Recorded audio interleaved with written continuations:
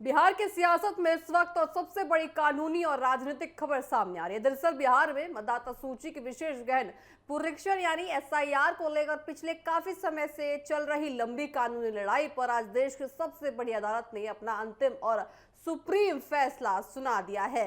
Supreme court ने इस मामले पर आ रहे तमाम सियासी बयानों और आपत्तियों पर विराम लगाते हुए चुनाव आयोग की प्रक्रिया को पूरी तरह से हरी झंडी दे दी है। चीफ जस्टिस सूर्यकांत की अध्यक्षता वाली बेंच ने साफ कर दिया कि बिहार में चुनाव आयोग द्वारा कराई गई एसआईआर की आपको बताएं, एसआईआर की प्रक्रिया कोई भी कानूनी खामी नहीं होगी। अदालत ने स्पष्ट शब्दों में कहा कि चुनाव आयोग की शक्तियां पूरी तरह बरकरार हैं और मतदाता सूची को दुरुस्त करने के लिए चलाया गया है अभियान संवेदनशील रूप से बिल्कुल वैध है। इस फैसले के राजनीतिक मायने भी बहुत बड़ी हैं, क्योंकि इस एसआईआर के मुद्दे पर बिहार में विपक्ष ने सड़क से लेकर संसद और अदालत तक एक बड़ा मोर्चा खोल रखा था।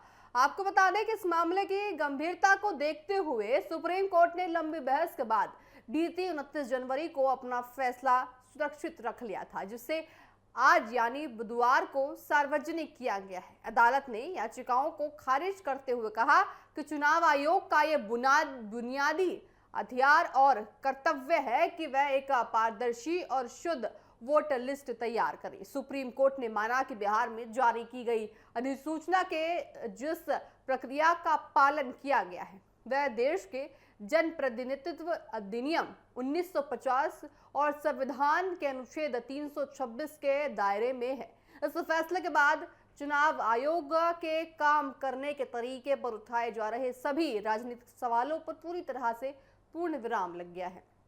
आइए आपको आसान शब्दों में समझाते हैं कि आखिर ये पूरा विवाद क्या और क्यों इसे लेकर राजनीति में इतना बड़ा भूचाल आया है। दरअसल चुनाव आयोग ने जब बिहार में मतदाता सूची का विशेष गहन पुनरीक्षण यानी एसआईआर शुरू किया तो उसके तहत जारी हुई ड्राफ्ट वोटर लिस्ट में करीब 85 लाख मतदाताओं के नाम हटाए गए थे। चुनाव आयोग ने नोटिफिकेशन में एक शर्त रखी थी कि जिन मतदाताओं के नाम साल 2002 या 2003 की पुरानी वोटर लिस्ट में दर्ज किए गए थे उन्हें मौजूदा सूची में अपना नाम बनाए रखने के लिए समय की लिस्ट में शामिल किसी व्यक्ति के साथ अपना आपको बताए पेरेंशियल रिलेशन साबित करना होगा। आयोग का तर्क था कि केवल पहचान पत्र या पहचान के अन्य दस्तावेजों को नागरिकता का अंतिम और आखिरी प्रमाण नहीं माना जा सकता, इसलिए फर्जी वोटरों को बाहर करने के लिए ये बड़ा कदम उठाया गया। चुनाव आयोग के इस फैसले के खिलाफ देश के कई बड़े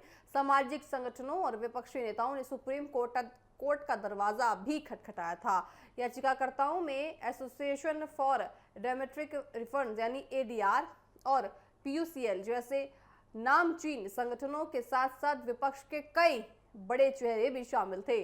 आरजेडी के राज्यसभा सांसद मनोज झा, टीएमसी नेता मोहर और कांग्रेस के केसी वेणुगोपाल, सांसद पप्पू यादव और आरजेडी सांसद सुधाकर सिंह जैसे नेताओं ने अदालत में दलील दी थी कि चुनाव आयोग को इतनी बड़े पैमाने पर लोगों के नाम काटने के संबंध में करने जैसे शर्त थोपने का कोई अधिकार नहीं है। विपक्ष का आरोप था कि इस प्रक्रिया के जरिए जानबूझकर इस खास वर्ग के वैध मतदाताओं को निशाना बनाया जा रहा है और उनके लोकतांत्रिक अधिकारों को छीना जा रहा है। इस पूरे घटनाक्रम पर बिहार के पूर्व डिप्टी सीएम और आरजेडी के मुख्य राजनीतिकार तेजस्वी यादव का रुख भी बेहद दिलचस्प रहा। तेजस्वी यादव ने एक प्रेस कॉन्फ्रेंस के दौरान सुप्रीम कोर्ट के इस कानूनी रुख को अपनी एक बड़ी जीत करार दिया था। उन्होंने साफ कहा था कि विपक्ष कभी भी मतदाता सूची को सुधारने या एसआईआर के विरोध में नहीं था, बल्कि वह इसकी पेचीदा और संदिग्ध प्रक्रिया पर सवाल उठा रहे थे। दरअसल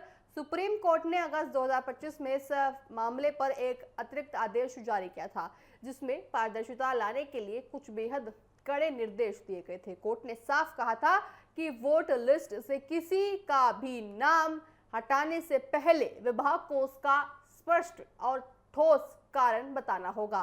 साथ ही उन सभी हटाए गए नामों का पूरा विवरण बूथ स्तर पर जनता के लिए उपलब्ध कराना होगा, ताकि कोई भी पीड़ित अपनी आपत्ति दर्ज करा सके। तेजस्वी यादव ने कोच के इस आदेश और पहचान पत्रों को वोटर आईडी से जोड़ने की उचित कानूनी प्रक्रिया को लोकतंत्र की जीत बताया था। बहरहाल देखिए, आज सुप्रीम कोर्ट के इस अंतिम फैसले ने पूरे तरह साफ कर दिया है कि चुनाव आयोग ने अपनी संवैधानिक शक्तियों के भीतर रहकर ही काम किया है और उसकी मंशा पर उठाए गए सवाल कानूनी तौर पर ठीक नहीं पाए।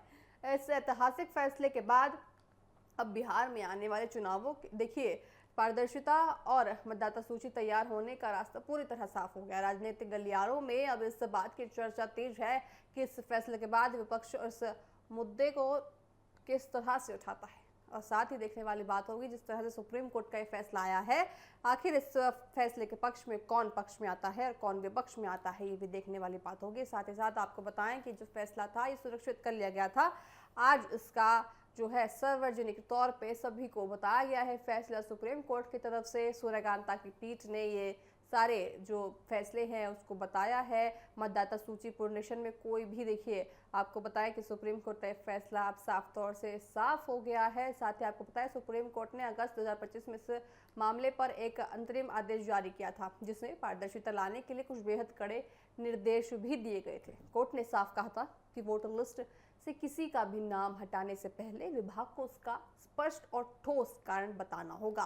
साथ ही उन सभी लाखों हटाए गए नामों का पूरा विवरण बूथ स्तर पर जनता के उपलब्ध कराना होगा ताकि कोई भी पीड़ित अपनी आपत्ति दर्ज करा सके। तेजस्वी यादव ने कोर्ट के इस आदेश और पहचान पत्रों को वोटर आईडी से जोड़ने की उचित कानूनी प्रक्रिया को लोकतंत्र की जीत बताया था। दरअसल आपको बताएं कि सुप्रीम कोर्ट के इस अंतिम फैसले ने पूरी तरह साफ कर दिया है कि चुनाव आयोग ने अपनी संवैधानिक शक्तियों के भीतर रहकर ही काम किया है और उसकी मांग पर उठाए गए सभी सवालों पर कानूनी तौर पर मोहर लगा दी है।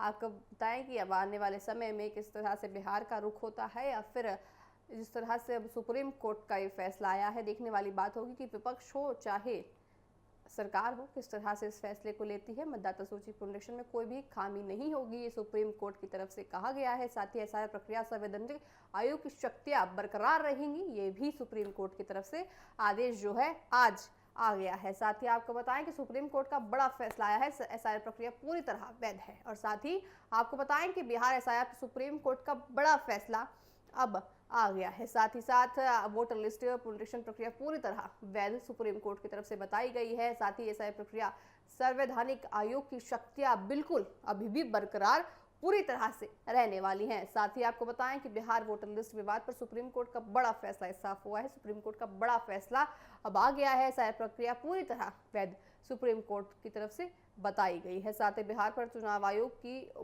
मोहर लग चुकी है। मतदाता सूची पुनरीक्षण में कोई भी खामी नहीं होगी। साथ ही सुप्रीम कोर्ट का ये फैसला आया है, एसआईआर प्रक्रिया संवैधानिक आयोग की शक्तियां बरकरार रहेंगी। सुप्रीम कोर्ट की तरफ से ये फैसला आया है। आपको बताएं कि सुप्रीम कोर्ट की तरफ से जो ये फैसला आया है, देखने वाली बात होगी कि आने वाले समय में किस तरह से बिहार या फिर सभी राजनीतिक दल इस फैसले को लेते हुए